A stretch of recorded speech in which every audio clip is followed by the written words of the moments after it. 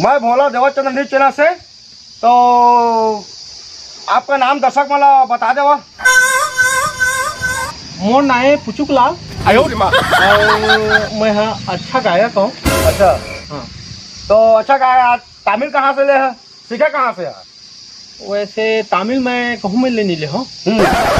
मैं इसने जन्मजात मोर टैलेंट टैलेंट है कि अच्छा कि आपके गला एकदम सरस्वती स्वर दे ऐसे टाइप के हो गए नहीं? एकदम भारी बढ़िया स्वर है मोर। तो हमारे दर्शक मला ना थोड़ा अपन कला का थोड़ा प्रदर्शन कर बता दो, सुना दो दो पद गा के। हाँ। मेरे तो लग गए। हेलो हेलो रुकमा चढ़गी से कुकुर हगा गिर गे दनाकल जे कुकुर हगा रुकमा चढ़गी से कुकुर हगा। ये गाना है?